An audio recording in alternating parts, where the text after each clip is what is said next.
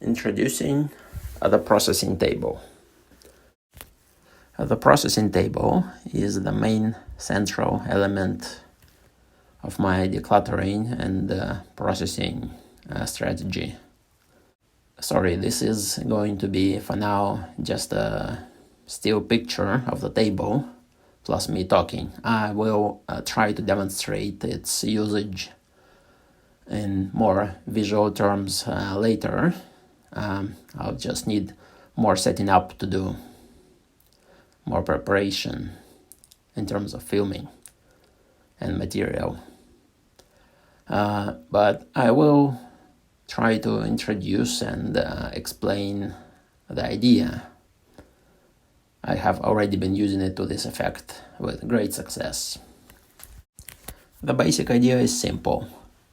Having a clean, empty table where you process stuff. But it's not so much about the table, it's how you use it.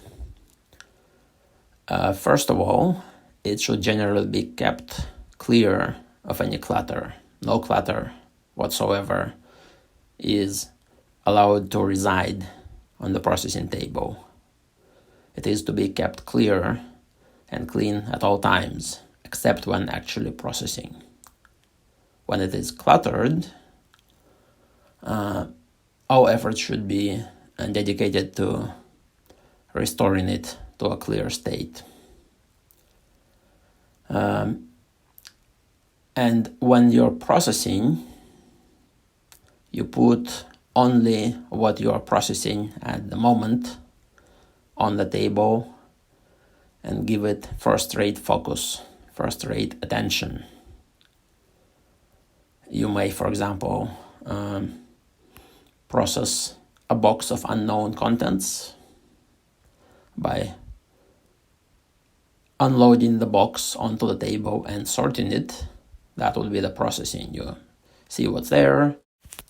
If you're dealing with a piece of clutter or an inbox item, especially a difficult piece of clutter or inbox item, one which has been perhaps sitting around for a long time and which you're really not sure what to do with at first glance, and you've been avoiding dealing with it for that reason.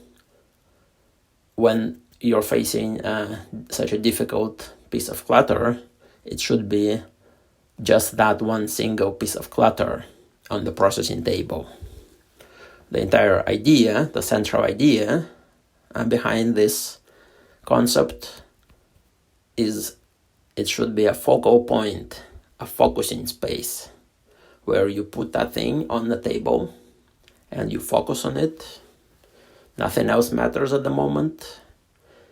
You temporarily make it the most important thing in your awareness right now, and you deal with it. You figure out what is it about this item that's been holding it up. What does it mean to me? What needs to be done about it?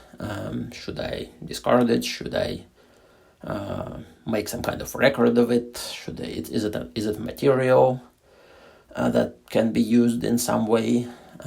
Is it in need of cleaning? What are all the things you need to do with it? And then you try to dispatch it accordingly. But in any case, the main point, the main purpose here is to remove the unclear status of the item, to make it clear what are all the things that need to be done about it, what are all the intentions, what are all the reasons for it being here, to clarify by focusing on it. And then from there, you can take it to appropriate destinations and deal with those actionables, turn those considerations that you've come up with into actionables, and if it still makes sense, execute them If it needs to be washed, you take it to a washing area, to a sink, and wash it, dry it, and then move it on to wherever else it might need to go. If it's in need of some kind of record keeping, let's say it's a receipt, a purchase, a document, and you wish to make a record of it, you take it to somewhere where you make records, such as your computer desk or your computer, wherever that happens to be, or even a good old-fashioned paper keeping system of records, and you make that record, and so on and so forth. That's the whole idea. I'll try to film a demonstration of this processing maybe later to make this more visual and interesting. Maybe a time lapse or something. Now, you might ask, what's with the weird panels around it? That's because, for me, this particular table also doubles as the imaging table, a place where I make records of things by taking photos of them, taking pictures. And since I'm quite meticulous about my photos, the quality, shadows, reflections, illumination, I've set up this area to be